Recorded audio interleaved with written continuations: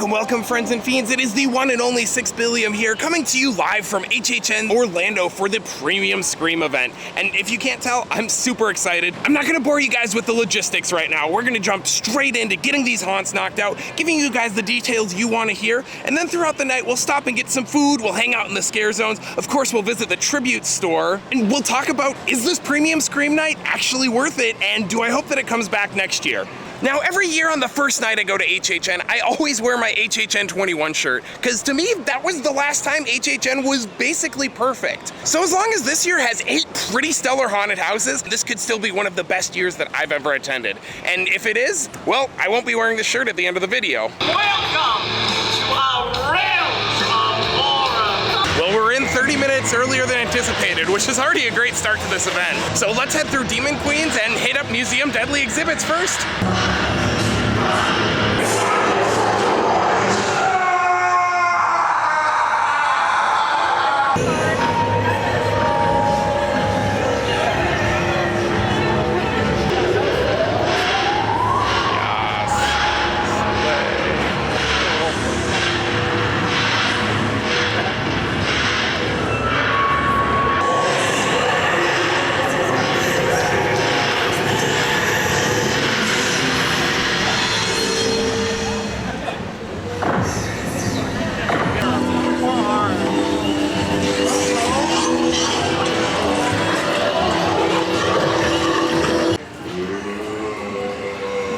So admittedly, I'm not a huge scare zone person, but both Swamp of the Undead and Demon Queens were fun. I mean, obviously it's light out and I'm trying to rush to get to museum, so I don't have full thoughts on them quite yet. But I wouldn't say that they're objectively any worse or any better than any other scare zones in those locations for the past few years. And you guys might notice that I have sunglasses on, and that's because I'm trying to prep my eyes to adjust to the dark for this first hunt, because I want to be able to see everything. So Museum Deadly exhibits this year has the queue line going through the Simpsons queue, which means more shade and more cover from rain, so I consider that a win. Also, just the queue infrastructure back here for the tent haunts already looks so much better than it did last year. Crops and plagues. Its reputation grew when it would move them. Multiple outbreaks of disease and famine. All right, Museum Deadly exhibits down, and I really like that haunt. It's not necessarily as narrative focused as I thought it was going to be. There's a really cool triple scare right at the beginning of the haunt that I wasn't expecting, and it caught me completely off guard. There's a lot of cool effects inside, lots of scrim stuff, lots of misdirection, and some small but pretty intricate sets. Overall, it kind of feels like a basic HHN idea, but executed at the highest caliber, which isn't a bad thing. But I wish there was more emphasis on the rotting stone itself. And of course, on to Slaughter Cinema 2 next. Man, it's always great to be back in Cary, Ohio. Nowhere else I'd rather be. All right, Slaughter Cinema 2. Oh my God, what an awesome finale. One of the best finales I can remember at HHN in a long time. I can't necessarily say that the rest of the haunt was as good as the first one, which is in my top 10 of all time. So that's understandable, at least upon the first run. Blood and Chum was great, probably one of my favorite underwater scenes I've seen at the event recently. The posters, as usual, are great. That little exit hallway teaser that throws back to the original Slaughter Cinema was a lot of fun too. Happy to see my Amazon cannibals from Planet Hell still getting some love. I'm gonna head back and do both of these again because Premium Night, again, it's dead. And I do have to say, Mardi Gras Murders, that was a ton of fun. That was one of the best ways to start off the haunt. And this new little ramp that they built right by Simpsons to get back to the tents, oh, it makes it so good. No matter what your opinions are on the overall quality of the event this year, there's no doubt that the accessibility is so much better than it's been in years past. So here's the exits for the sprung tents. Like I said, looks so much better than last year. All right, second run through museum, a lot better that time, as expected. And there's this really cool scene about halfway where it's like you're walking through this like outdoor, almost Roanoke style colonial village, and then the buildings light up from behind with scrims and you can kind of see what's going on inside. And that was a really cool effect. But overall, the rotting stone is still more of a MacGuffin and plot device than it is something that's actually really cool. And when you've got waits like this and it's still light out, might as well hit up Slaughter Cinema again. right, back again from Slaughter Cinema 2, and yeah, it's growing on me. Zyborgs is still incredible, and just like how Slaughter Cinema 1 really excelled when it did things that no other haunt did and it felt like its own thing, that's when Slaughter Cinema 2 really shone as well. There were some cool ideas that felt maybe just a little reskinned from the past that I wish could have been elevated upon, but overall, Zyborgs, Mardi Gras Murders, so good. Heavy Metal Hell 3D is like one of my favorite Slaughter Cinema moments that I've ever seen. Also, yes, I did bring my 3D glasses for Slaughter Cinema 2, and yes, they do work really well on the Heavy Metal Hell section. Now I'm gonna be heading to the two tents in the back for Goblin's Feast and Universal Monsters Eternal Bloodlines, and I really like how they have it set up this year as far as operations go. So this year, instead of having two separate queue lines go back this way and kind of muddle up the tents, there's just one entrance and exit to get back to the entries and exits for those two haunts, which also means that those super long walks for like Bugs and Dr. Oddfellow last year are pretty much eliminated. So again, another major operational win. So here's the entrances and the exit to Goblin's Feast and Universal Monsters. You can see Slaughter Cinemas right down there. Hi, Carrie.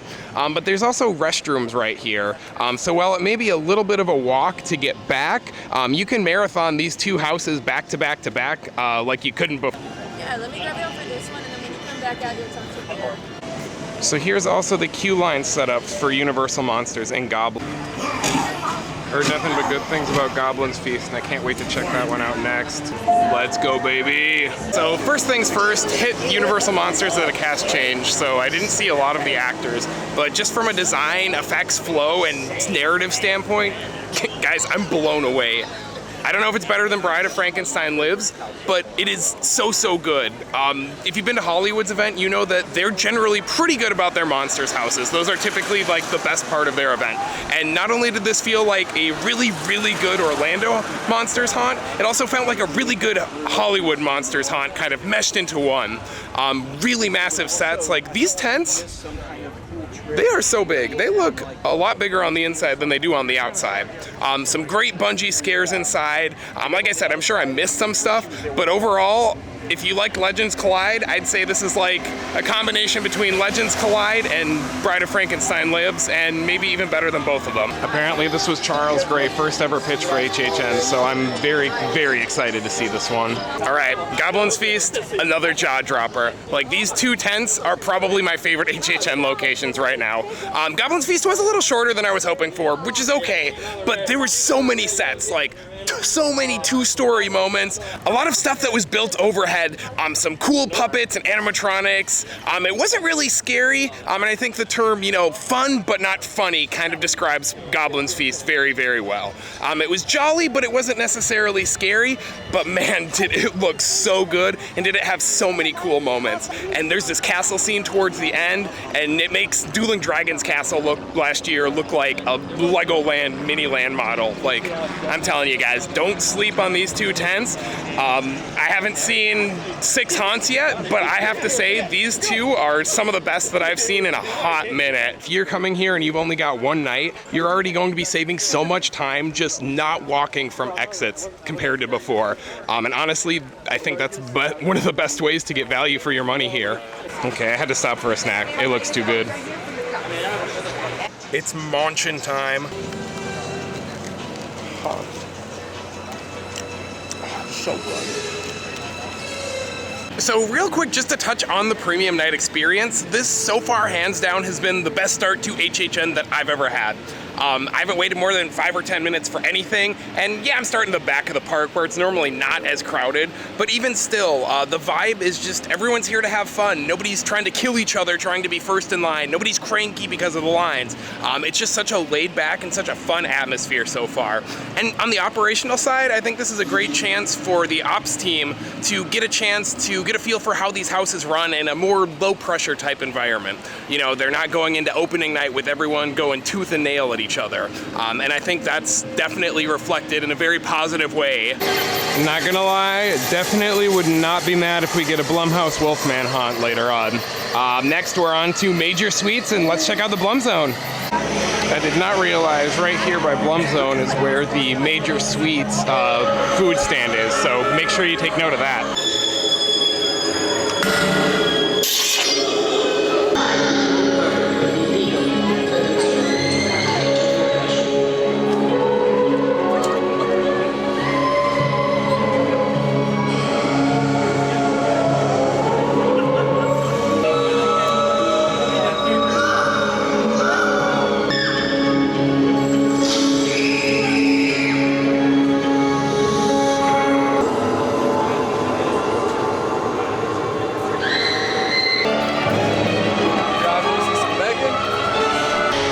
no lie, this is not a spectacular scare zone, but it's fun. I like it.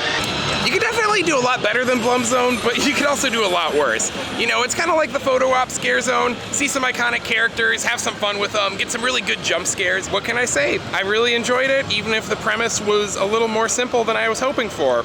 And now it's time for perhaps the biggest sleeper hit of the event, Major Sweets Candy Factory. Heard nothing but good things about this, and I'm very excited to see the new queue and also that facade that's peeking through.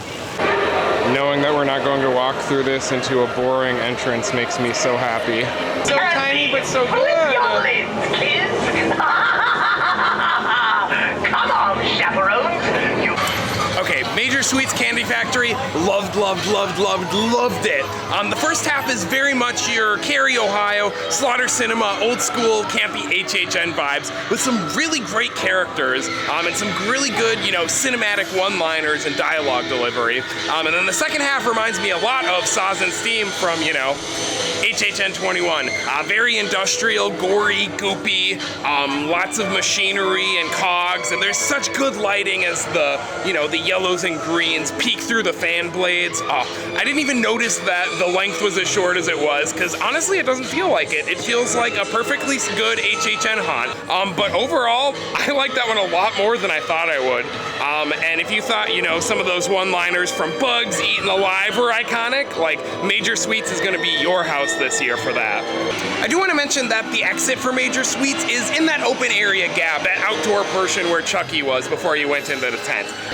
One of my biggest regrets is never being able to attend HHN in 2008 with the Schoolhouse and Bloody Mary and all of that stuff. And I think honestly Major Sweets did a pretty good job of emulating those vibes, at least from what I could tell. And I think if we would have put that house back, you know, 15 years ago, me trying to do math, 16 years ago, God, I'm old.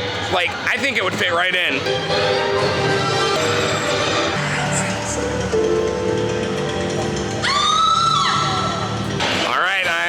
Done with the haunt so far. I'm gonna try and get everything else done before I start doing some repeats. But if you had to ask me my list right now at this very moment, from best to worst, I think it would be Monsters, Goblin's Feast, Major Sweets, Museum, and Slaughter Cinema 2 bringing up the rear. Maybe I'll head to Monstros next, I'm not really sure. But after seeing how good Universal Monsters felt as a Hollywood type house, I have a little more faith that I'm gonna like Monstros more. Okay, so update. I think undoubtedly the best part of the night so far is that the New York restrooms had absolutely no line. I was able to walk right in and out. That never happens at HHN. 10 out of 10. Buddy, if there is one thing I love more than HHN, it's corn. Also, I think I'm gonna get some alcohol. All right, let's go into Sting Alley, baby.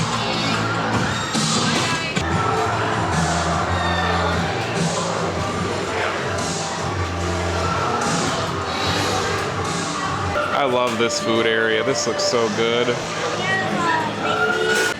All right, pardon my crappy lighting, but here we are, this corn chowder in all its glory, and this raining blood drink, which I'm very excited. I'll put the ingredients on screen because I don't remember what's in it. Okay, let's do this.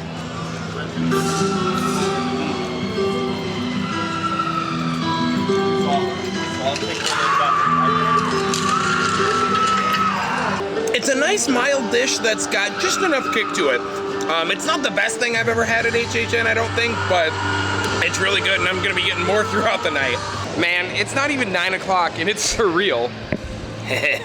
How empty this place is. I mean, look at this. Look at the HHN bar. There ain't no one over there, except for me, because I'm going there.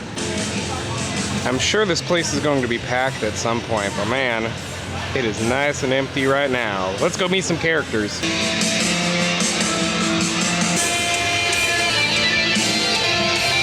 Slay! Yeah, let's go. Look at them moves.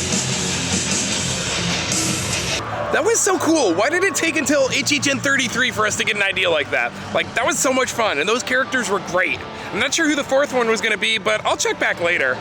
And it wouldn't be HHN without a visit to the Mel's Die-In.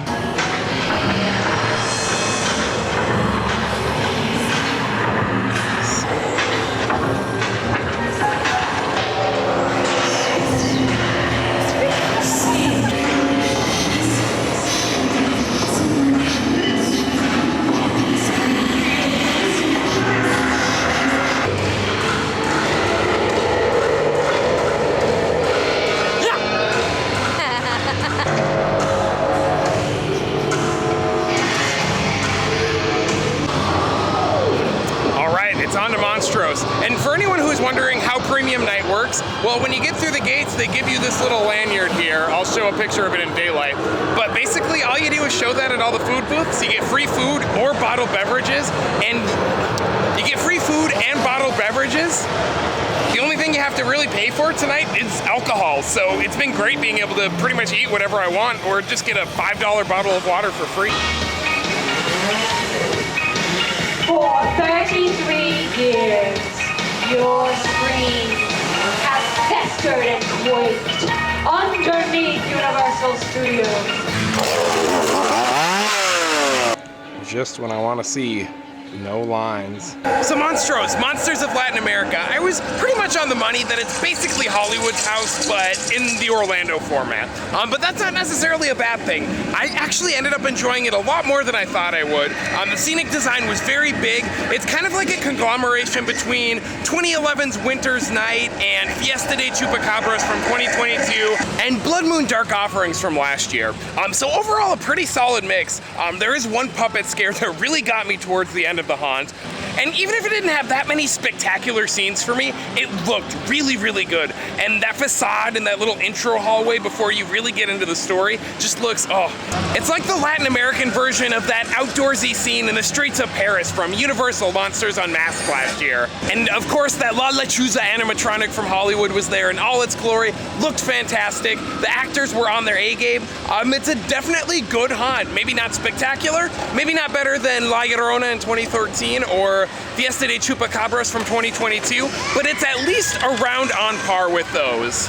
So hitting the back of the park first sounds like it was the right choice. I heard some food and beverage team members talking about how everything was packed up in New York right away, right off the bat. I'm so stoked for A Quiet Place, perhaps my most anticipated IP in years. So let's see if it can live up to the hype, or if it's gonna be another Stranger Things and Last of Us. All right, so A Quiet Place.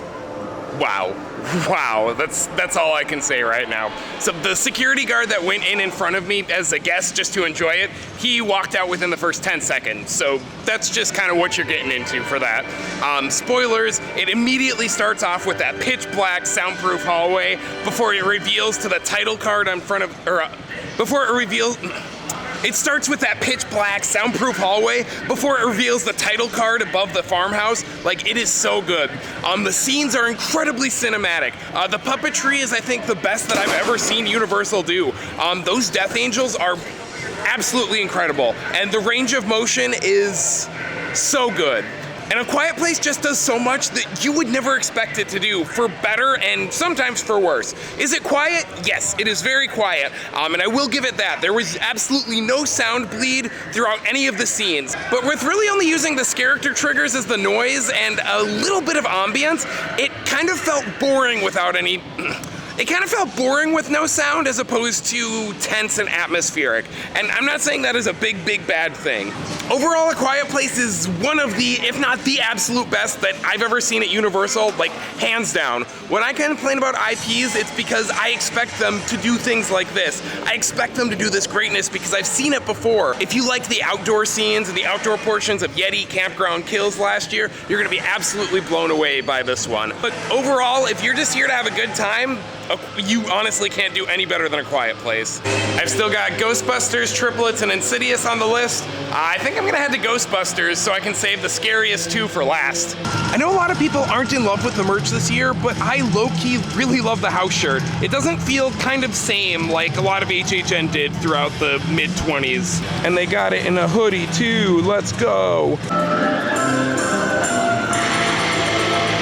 So it looks like, for the most part, you can't really tell because there's no people here, but the soundstage cues are virtually unchanged, which is good, because don't need to change what doesn't need to be fixed. All right, so Ghostbusters Frozen Empire, probably going to be the most popular haunt this year. What did I think? Your friendly neighborhood cynic who hates IPs? I really enjoyed it. And I'm not trying to say all this stuff to get you guys hyped for the event and be your hype man. I legitimately think overall the quality is so much better than it was last year. And I thought it was very good last year.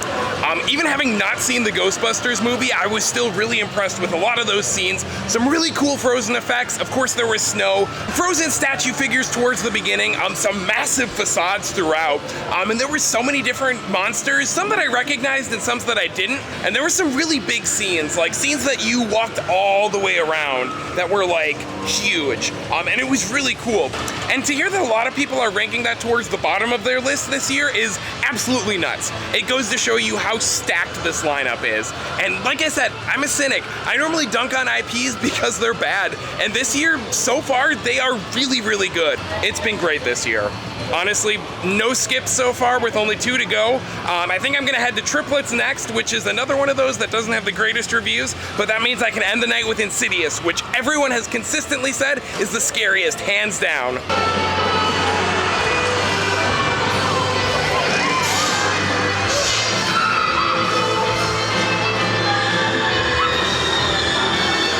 My lord!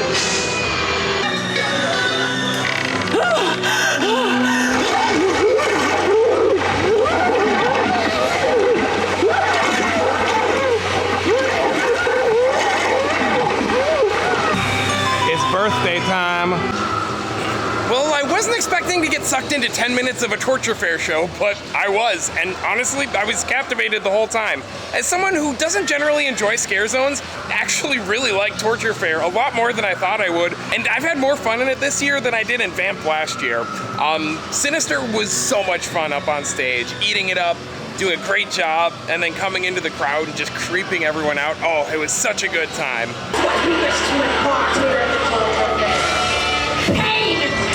Endless suffering! It's wonderful.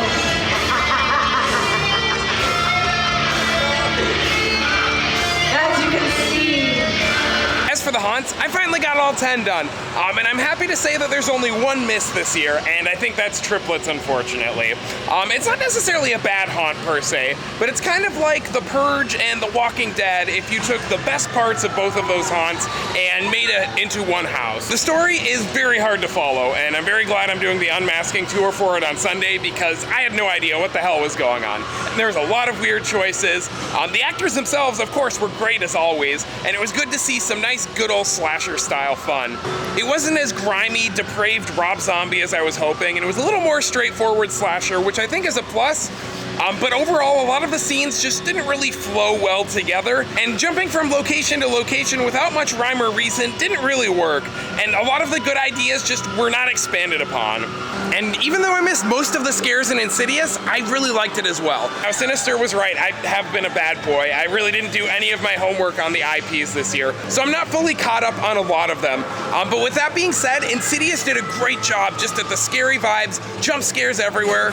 The imagery wasn't quite as unsettling as the first one was in 2015, which was a little bit of a shock, but there was so much more of an emphasis on misdirection and mannequin scares, kind of like a more otherworldly approach to the finale of Insidious way back in 2015. And of course, you also start the haunt by entering through this towering red door that's almost the size of the soundstage, and that is pretty freaking cool. And with that being said, I still think Triplets of Terror is probably better than Chucky and Stranger Things last year. So, even though it's not my favorite, it's definitely not a hard miss, if that makes sense. And unsurprisingly, this is the only food stand that has had a mega long line all night. Y'all know it had to happen at some point tonight, am I right? It's so good, you gotta get this. Okay, so I lied a little bit. That Monstros food booth had a monster line, pun intended, but I got the two things I wanted. The Spinal Column Pinchos and the Pork Carniceria. And I know the lighting's pretty bad, but guys, these smell incredible and I can't wait to dive in. Let's do this. Oh my God, that is so good. This is one of the best chimichurris I've ever had in my life. The pork comes with these tortillas and a red mole sauce. Oh. It's like a little chocolatey because it's a mole, but it's not overwhelming. It's got a great flavor and texture. Two best food items of the night, hands down. I do like the setup that they've got for the Cary drive-in back here, but I'm not gonna stop to eat because it's 11 o'clock and I'm gonna marathon as many haunts as I can before I hit the tribute store. Sinister and Surreal might not be at the level of Dr. Oddfellow, but I'm really enjoying their presence this year. Man, the more I do Slaughter Cinema 2, the more I like it. It's still definitely probably middle of the pack for me, but Cyborgs is so good. It's like Nightingales plus Havoc plus Cyborgs. Like, it's insane. Once again, I would like to formally thank the HHN gods for this change because it is so nice to marathon these now. All right, I'm gonna say it. Eternal Bloodlines might be the best of the 5 monsters. It's so good, guys. It's so good. And Goblin's Feast, like I said before, it's fun without being funny. It's kind of like if Spirits of the Coven was actually like a really good haunt and had really good characters that you just wanted to vibe with. I'm low-key vibing with the liminal space restrooms projection up there. Like, that's a whole vibe in itself. So I ran into Zombie Chris earlier in the Line Free Museum, and we were kind of talking about how good this year is. And he said that a lot of the stuff feels experimental, and that was kind of his buzzword of the year for how the event feels. And to me, I would argue that innovation is almost the theme of this year, which is kind of ironic because that's also kind of the theme of the next countdown part that I'm working on. But a lot of the ideas this year, they feel familiar. They feel like things that we've seen before, but they're done in a different way. And reusing ideas isn't a bad thing. It's only bad when they're done the exact same way without trying to hide that it's done the exact same way. And I feel like everything I've seen this year is just an innovation on the past, which is awesome. Also, in case any of you are wondering, I am skipping Nightmare Fuel tonight, not because I don't like the show, but just because it's not always my vibe. And I'd rather go see it with a bunch of people than just me by myself. Still 90 minutes until park close, and Torture Fair is dead. Also, everyone say hi, Josh. Go vote on HHN, H2H.com, please and thank you. Love you all. Anything with blood on it is half off.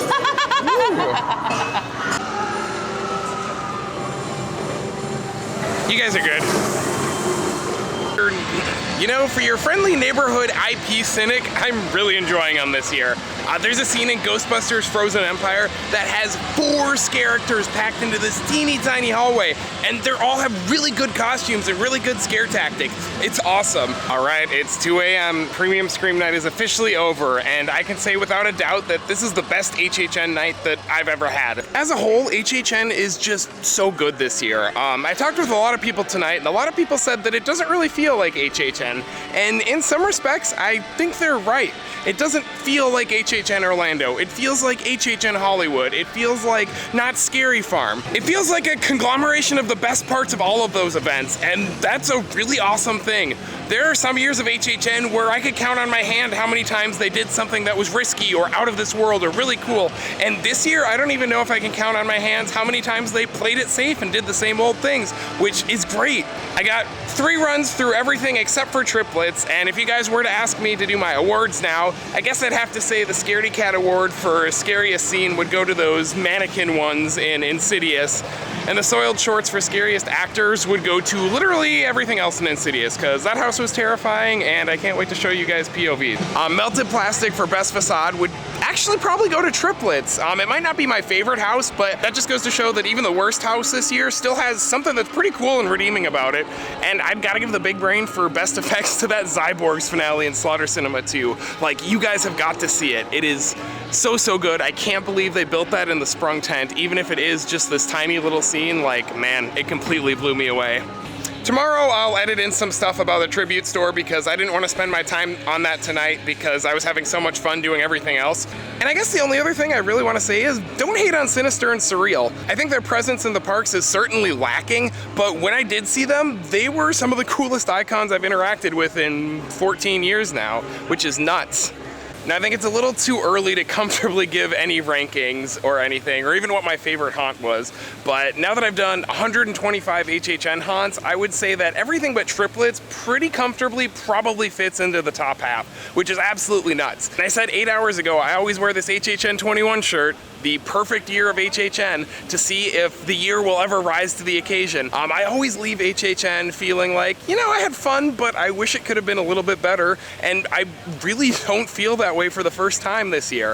I think it's definitely too early in the season to say if this is the best HHN ever, but I think it is easy to definitively say this is in my top 3 years of all time, and in a year, it might be my favorite. Who knows? And like I touched on a bit earlier, just operationally, being able to hit all those tent houses so much easier and marathon them back to back makes the event a lot more enjoyable than it was last year. I mean, don't forget how terrible that walk for The Last of Us was, and for Universal Monsters, and for Dr. Oddfellow. All that's gone. So that's a big win for us and our feet. And I think that's a wrap for tonight. Thank you for coming on this journey with me, everyone. I hope you guys had a good time, and if you have any questions or anything you want me to elaborate on more, let me know down in the comments. I appreciate each and every one of you, and if you see me at all this weekend or next at HHN, feel free to say hi. I love meeting you guys and hearing your stories. And if you enjoyed this stuff, make sure to subscribe to the channel so that way I can continue to bring you new and unique videos that you can't find anywhere else. I couldn't do this without you guys, so thank you very much. Take care, everyone.